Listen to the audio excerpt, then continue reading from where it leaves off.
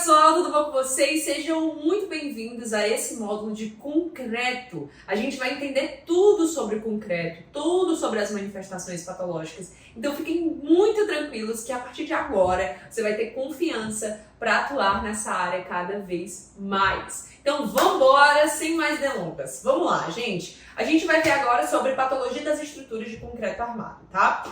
E aí, o que a gente vai ver nesse módulo, né, gente? O que a gente vai ver, Marília? 1. Conceitos e definições. 2. Origem das manifestações patológicas. 3. Manifestações patológicas. E 4. Quais são as soluções. Então, para tudo, vocês vão ver o diagnóstico, qual é a manifestação, qual é a solução, o que a gente tem de solução melhor aí no mercado. Fiquem bem tranquilos que esse módulo está super completo e eu tenho certeza que vocês vão amar. Então vamos lá, continuando. Mas afinal, Marília, o que é estrutura de concreto armado? É o concreto que está atirando ali? Não, gente, vou explicar para vocês, tá? A NBR 6118, ela fala sobre isso. O que ela diz? Aqueles cujos comportamentos estruturais dependem da aderência entre concretos e armaduras e nos quais não se aplicam alongamentos iniciais, que esses alongamentos iniciais aqui que ela está citando é as protendidas, né? Estruturas protendidas.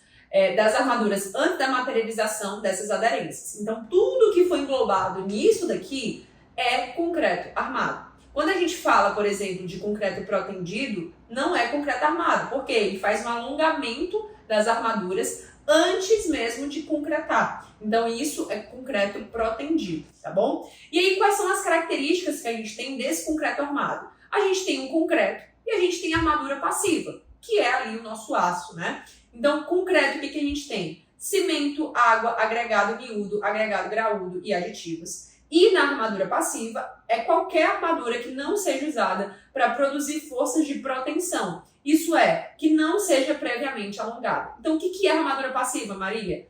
Toda armadura, menos a armadura protendida. Beleza até aqui, gente? Super simples, alguns conceitos para vocês, né? E aí, eles são elementos estruturais compostos por concreto e armaduras feitas com barras de aço. Para que a gente utiliza esse sistema de concreto armado na construção civil? Por que eu preciso saber para onde a gente utiliza? Porque são possíveis clientes para vocês. Então, se eu utilizo, por exemplo, em casas, em prédios, como eu estou colocando aqui, em obra de saneamento, reservatórios, ETS, ETAs, galerias, entre outras, são todos locais que podem ter manifestações patológicas e que vocês podem atuar, tá? Barragens, usinas elétricas, pontes, viadutos. Já imaginou fazendo um laudo de uma ponte, mulher? Oh, coisa maravilhosa! Muito lindo, gente, fala sério. Então, esses são todos os locais em que a gente pode utilizar essa estrutura de concreto. Pessoal, a estrutura de concreto é uma das mais utilizadas no mundo inteiro. Ele só perde para a água. Vocês têm noção do que é isso? O insumo mais utilizado no mundo inteiro que só vai perder para a água. Então, de fato, sim, o concreto ele é muito utilizado e é por isso que esse módulo ele é tão importante, tá bom? Então, Marília, me diz uma coisa, quais são as estruturas de concretos presentes nas edificações? A gente tem o quê, pessoal? A gente tem a nossa laje, que ela pode ser de estrutura de concreto, ela pode ser de EPS, ela pode ser de várias formas, mas a gente tem muita ainda laje de concreto. A gente tem o nosso pilar, a nossa viga e a nossa sapata, tá bom? Como que funcionam as transmissões das cargas, né?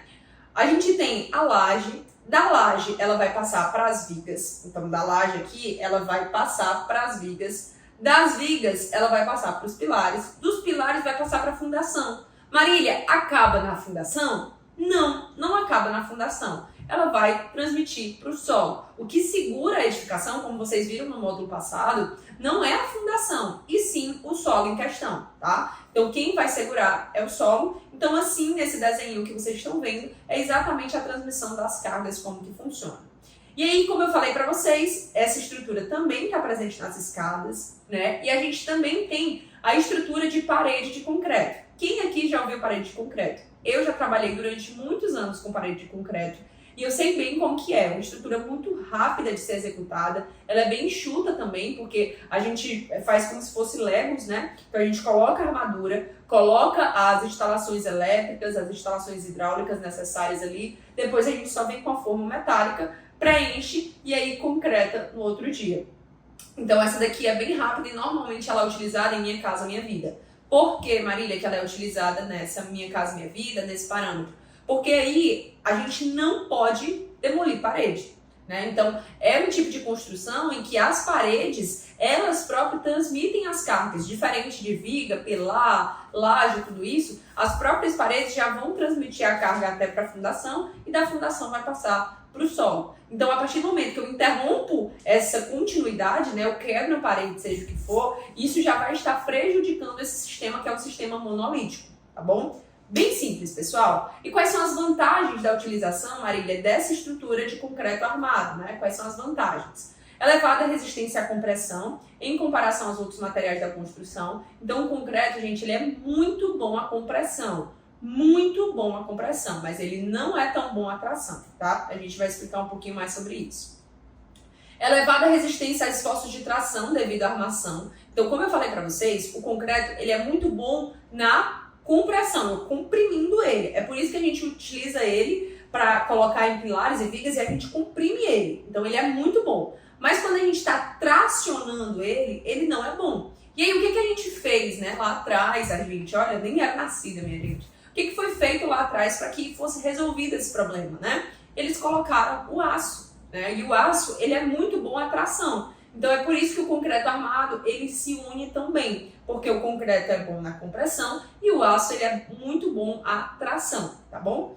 Então a gente tem um baixo custo de manutenção do concreto. O concreto, ele não precisa de manutenção rotineira como os outros materiais, como por exemplo o aço e o ferro na construção, né, que tem a corrosão também, que a gente vai ver aqui.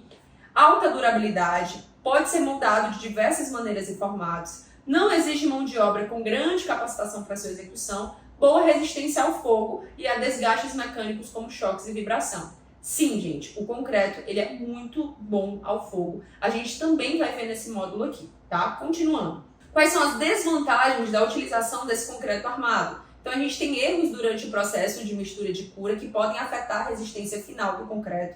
Então, para concretos produzidos em loco, quando a gente está falando de cura, da produção do concreto e não tem esse parâmetro de qualidade, a gente já tem muitos erros provenientes disso. A necessidade de montagem de formas encarece o projeto, então a gente precisa fazer as formas ou metálicas ou de madeira ali, né, com carpinteiro, e isso vai encarecer o seu projeto e por vezes a gente não consegue reaproveitar essa forma dependendo da concretagem que você for fazer. Peso próprio elevado da estrutura em comparação com as estruturas metálicas. As seções dos pilares, por exemplo, elas são maiores do concreto do que da estrutura metálica. Da estrutura metálica ele consegue ser mais esbelto. Tempo de cura elevado, o processo executivo se torna mais elevado em comparação a outros sistemas. Então, de acordo com as normas, a gente precisa ter os processos e a gente precisa ter o tempo de cura dos materiais. É feito, Marília, no dia a dia normalmente? Não, mas está errado. É por isso que a gente vê tanta fissura, tanta trinca, tanto problema, tá? Demolição das estruturas é de difícil execução, podendo ser inviáveis devido aos custos. Geração de muitos resíduos e lixo da construção civil. O concreto, ele gera muito lixo, ele gera muito resíduo. Isso é prejudicial também para o meio ambiente, tá bom? E por que a gente precisa falar, Marília, sobre essa patologia de concreto armado? Porque você está dando um overview aqui pra gente entender tudo, mas por que a gente precisa falar sobre patologia do concreto armado? No Brasil, a maioria das estruturas foi e ainda é executada com concreto armado. Não tem o que fazer, gente. A maioria das construções são de concreto armado. Existem estruturas com mais de 5 décadas ainda sendo utilizadas. Então, essas estruturas a gente precisa ter um cuidado maior, né, com o concreto. A gente precisa ter um cuidado, uma atenção maior. E por isso, em algumas cidades, a lei de inspeção predial ela foi implementada e edifícios com mais de 50 anos você tem que fazer anualmente. Exatamente porque esses edifícios eles são mais propícios para ter manifestações patológicas, tá? A falta de manutenção preventiva periódica após as construções e a proteção contra agentes agressores. A gente não tem isso. Normalmente os síndicos, os gestores de condomínio não se importam com isso, que está super errado, tá bom? Super errado mesmo. Tá, mas antes a gente vai rever alguns conceitos agora do módulo 1 que a gente viu. Então se você não assistiu o módulo 1, volta lá para assistir porque ele tá muito bom e tem muita coisa importante. Quais são os conceitos que a gente precisa rever e relembrar? Durabilidade, vida útil e permeabilidade do concreto. Esses três conceitos, gente, a gente precisa falar sobre eles para a gente conseguir falar sobre reabilitação das estruturas, durabilidade das estruturas, a gente precisa entender o que são esses conceitos. Falando um pouquinho sobre a durabilidade, o que a ISO 13823 fala, né? Vimos que a durabilidade é a capacidade de uma estrutura ou de seus componentes de satisfazer com dada manutenção planejada os requisitos de desempenho do projeto, que por um período específico de tempo, sob influência de ações ambientais ou como resultado de processo, envelhece naturalmente. Ou seja, pessoal, o que é a durabilidade, né? É quando a estrutura ela consegue ter o tempo de vida útil dela, ou seja, o momento que ela pode, com as manutenções ela fica mais durável. Então, a partir do momento que eu tenho as manutenções corretas, ela vai ficando cada vez mais durável, tá bom? O que a NBR 6118 de 2023 fala? Trouxe até o printzinho aqui para vocês, né? Durabilidade consiste na capacidade de a estrutura resistir a influências ambientais previstas e definidas em um conjunto pelo autor do projeto e pelo contratante no início dos trabalhos de elaboração do projeto. É isso que a NBR 6118 fala. Então esse é o conceito de durabilidade, que é diferente de vida útil, tá bom? Vida útil, o que é, Marília? Qual que é essa diferença? Eu vou ler aqui o que a NBR 5674 fala pra gente. Vimos que vida útil é o intervalo de tempo ao longo do qual a edificação e suas partes constituintes atendem aos requisitos funcionais para os quais foram projetadas, obedecidos os planos de operação, uso e manutenção previstos. A vida útil é o intervalo de tempo em que os requisitos mínimos, eles são, de fato, requisitados ali e obedecidos. Então, essa vida útil, ela pode aumentar ou diminuir de acordo com a manutenção também, né? Se eu fizer a manutenção, ele pode dar errado se eu não fizer a manutenção, e se eu fizer, eu posso aumentar essa minha vida útil, como, por exemplo, uma estrutura de concreto, uma fachada ou algo do tipo. Já a durabilidade, que é essa diferença dos dois, né, é exatamente a capacidade que ele tem. Então, qual é a durabilidade que eu tenho, por exemplo, da estrutura de concreto? Beleza, a durabilidade, sei lá, é 50 anos. Mas qual que está sendo a minha vida útil? A minha vida útil, Marília, está sendo só 30 anos porque eu não fiz as manutenções, nem corretivas, nem preventivas. Então, por mais que a minha durabilidade fosse 50 anos, a minha vida útil agora só tem 30, certo?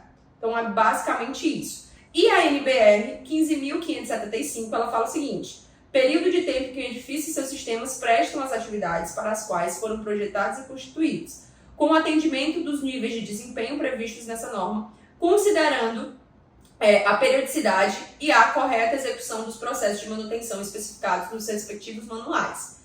E aí, ela vai além, né? A NBR 15.575, ela vai além do que só explicar. Ela diz o que é, quanto que eu tenho que ser, né? Ela fala exatamente de cada estrutura, qual que é a vida útil prevista mínima no projeto que a gente precisa ter. Então, por exemplo, se eu pegar aqui a tabela C5, o que é que ela me fala, né?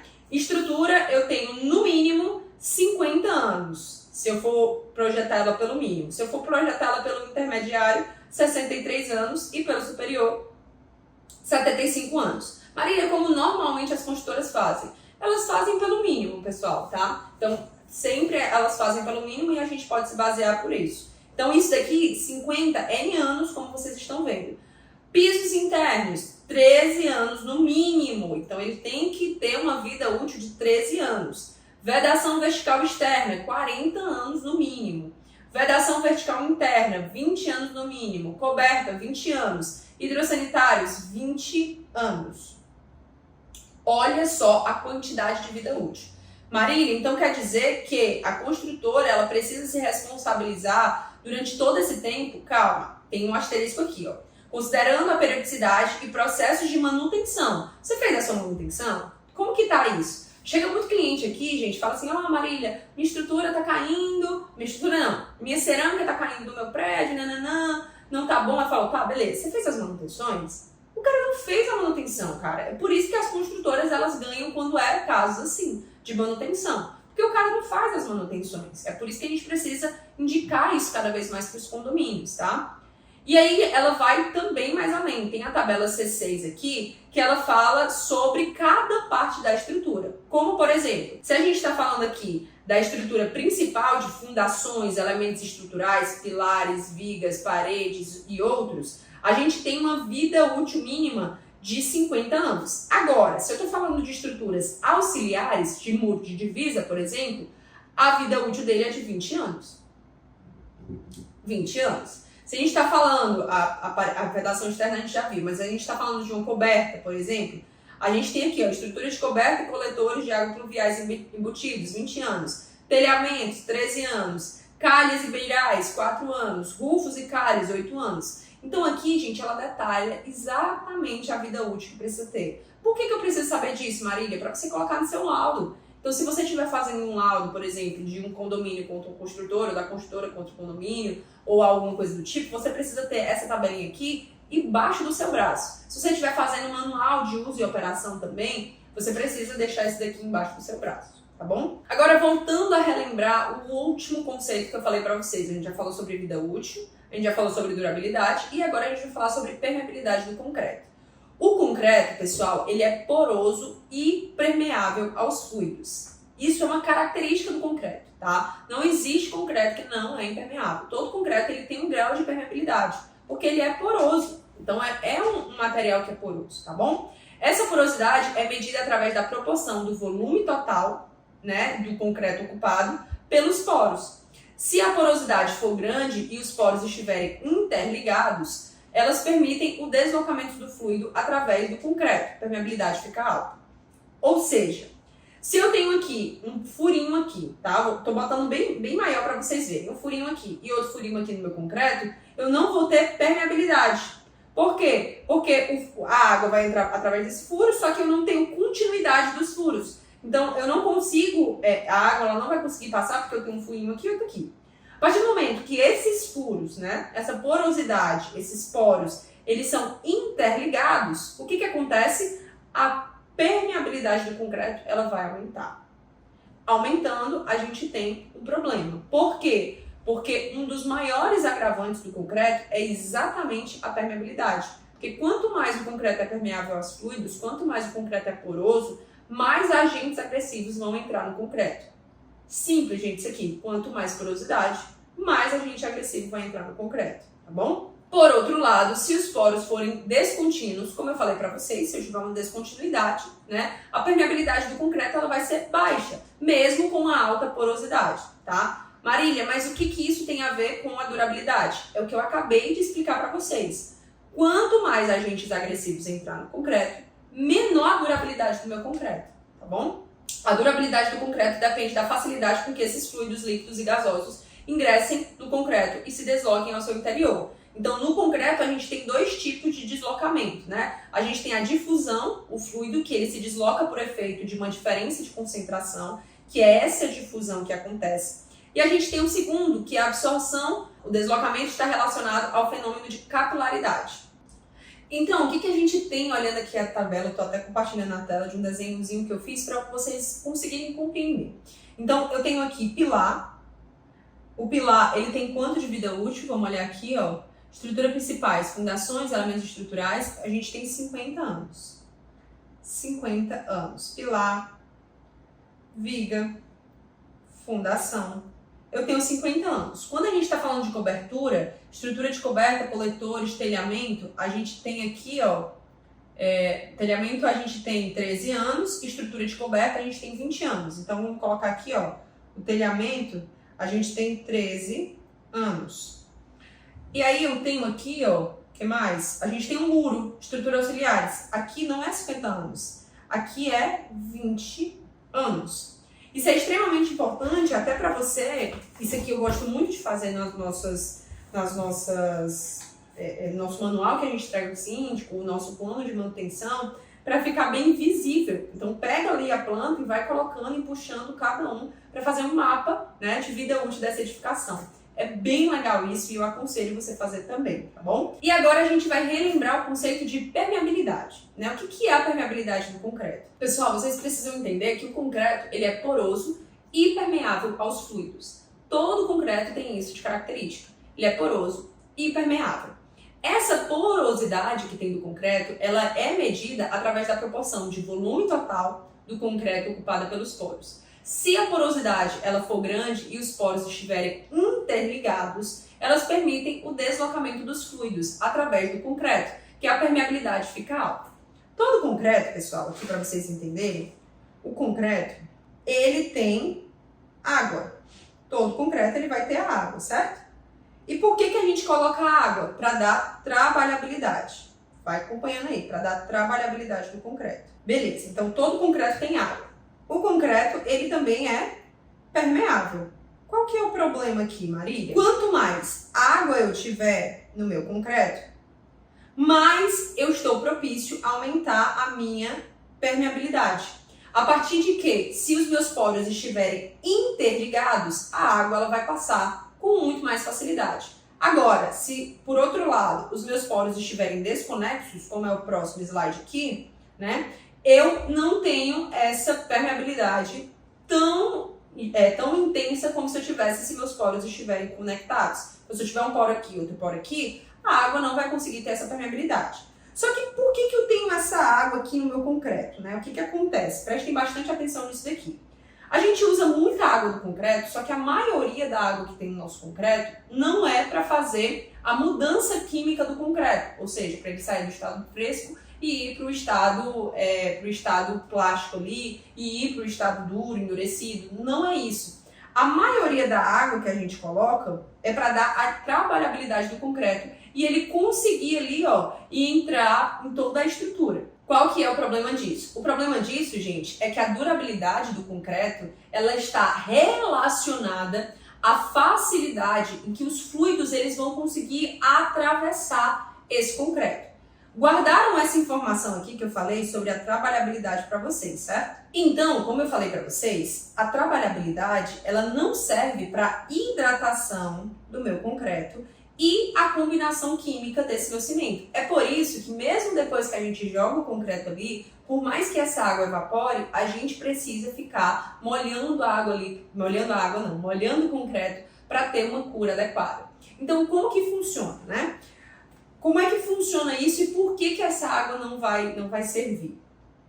Aqui, gente, é a minha estrutura de concreto, que eu já desenhei aqui para vocês, para não ficar tendo que desenhar e a gente perder tempo. Estrutura de concreto, tá? Que é a minha estrutura de concreto. E esses aqui são os meus poros capilares que eu tô falando para vocês, que são esses poros que o concreto tem. E aí, a água, gente, ela vai evaporar através desses poros capilares, que se chama caminho capilar, tá? Então, através desses poros capilares, que se chama caminho capilar, a água ela vai evaporar por difusão. Então, ela vai evaporar por difusão, tá bom? E aí, depois disso, a gente tem essa entrada de agentes agressivos, que pode ser o íon cloreto, que aqui eu estou dando um exemplo do íon cloreto, que ele vai penetrar por difusão. Então, ele vai penetrar por difusão no mesmo poro em que a água está evaporando. Então, nesse mesmo poro que a água está evaporando, eu vou colocar aqui, ó, o íon cloreto com essa outra cor. Nesse mesmo poro, o íon cloreto está aqui, ó. Opa, é aqui mesmo que eu vou entrar. E aí ele entra. E isso é super prejudicial para o concreto. Então, quanto mais água no meu concreto,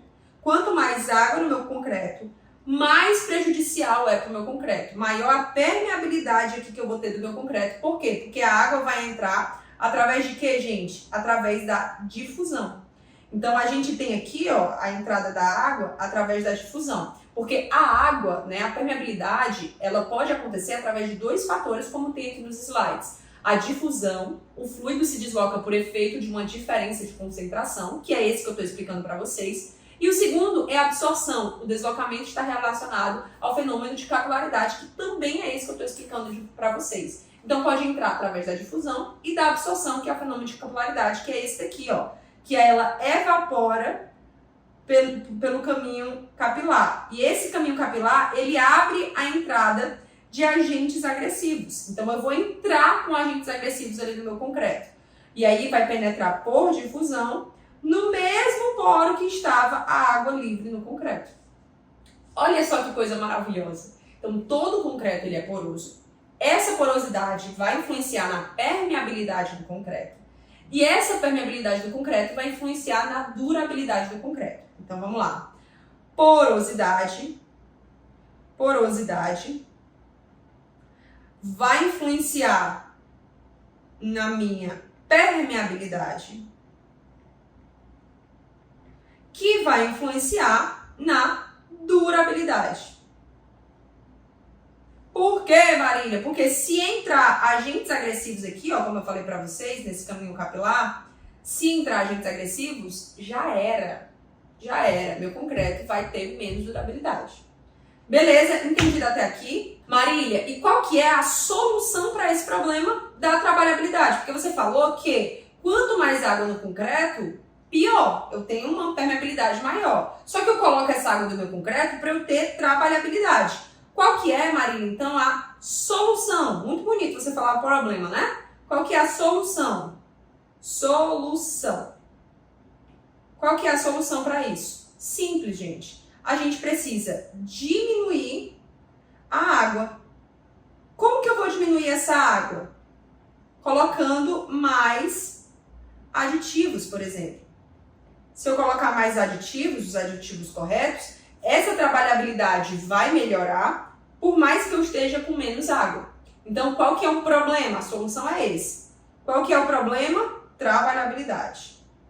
O problema é a trabalhabilidade do concreto. Beleza, gente? Entendido até aqui? Beleza, então vamos voltar para os nossos slides. Quais os ensaios, Marília, para eu conseguir verificar a permeabilidade do meu concreto? Porque, putz, eu estou com um problema desse ou algo do tipo. Como é que eu faço para verificar essa permeabilidade do meu concreto? A gente tem um German Water Permeability Test. Que esse teste, gente, é um teste que a gente consegue verificar exatamente como que é a permeabilidade do concreto. Então, eu vou ler aqui exatamente o que tem sobre o teste, tá? O princípio do teste alemão, ele é um teste alemão de permeabilidade. A água é permitir a quantidade de água que penetra no substrato sob condições de pressões controladas. Então, a gente vê quanto que a água vai entrar e penetrar no substrato de acordo com certas condições que a gente vai controlar. E aí, o equipamento utilizado é esse daqui. Tô passando o videozinho também para vocês verem agora. Deem uma olhada, assistam o vídeo, depois a gente volta aqui na aula, tá?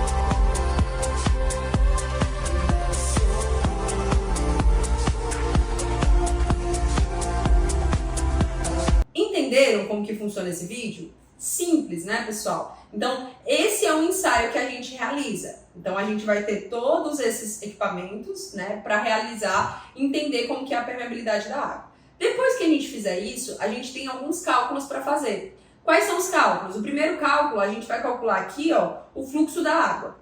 Então, esse fluxo da água que a gente vai calcular um B. O que é esse B? A área do pino, né, do micrômetro. Então, essa área do pino do micrômetro sendo pressionada na água da câmara, 78,6 milímetros quadrados para um pino de 10 milímetros de diâmetro. Depois a gente tem o G1 menos o G2, que são as leituras do medidor, do micrômetro, né, em milímetros, antes e depois da realização do teste. Então a gente vai fazer essa leitura antes e vai fazer a leitura depois, e a gente vai ver qual que é esse valor. Depois a gente divide isso pela área superficial de pressão da água e multiplicado pelo tempo que o teste é realizado durante, né? Então, quanto tempo que o teste vai ser realizado? Isso em segundos. A gente faz essa multiplicação aqui para achar exatamente esse fluxo de água e depois a gente vem para outra fórmula, que é o coeficiente de permeabilidade. Esse coeficiente de permeabilidade é o que a gente está buscando. Nesse coeficiente de permeabilidade, a gente vai ter o fluxo da água em milímetros por segundo dividido pela pressão, né, em bar, sobre o L, que é a leitura do medidor em milímetros, antes e depois da realização do teste, né? Então é esse delta aí. Fez esse cálculo, como é que eu vou chegar agora no meu resultado, Marília, para saber se é permeável, se não é, agora eu não sei. Pronto. Esse teste aqui, como a gente está falando, é para a permeabilidade do concreto. A gente vai chegar aqui, ó, nesse coeficiente de permeabilidade. E aí vem esses resultados exatamente para dizer se tem elevada permeabilidade ou elevada impermeabilidade. E aí se der 0, por exemplo, aqui, ó, 0 a 1 milímetros por segundo, ele tem elevada permeabilidade. E aqui tem todos os parâmetros para vocês verem. Então, 1 a 1 elevado a 3 e 1 a 1 elevado a 4. Como é que a gente tem? Média permeabilidade e assim por diante. Então, aqui você já tem um cálculo. Se você precisar, Marília, mas eu não tenho esse equipamento. Tem laboratórios que tem, então fiquem tranquilos quanto a isso, tá? Então, os laboratórios têm aqui, inclusive aqui no Ceará a gente tem também isso. E aí você consegue fazer essa permeabilidade do concreto. Quanto que eu vou precisar fazer esse tipo de teste, Marília? Quanto que eu vou usar? Depende da sua análise. Se você estiver fazendo, por exemplo, uma verificação, uma inspeção e for precisar ver qual que é a permeabilidade desse concreto, talvez seja bacana você implementar também esse ensaio. E é isso, pessoal. Espero muito que vocês tenham gostado dessa aula. Tchau, tchau. Até a próxima.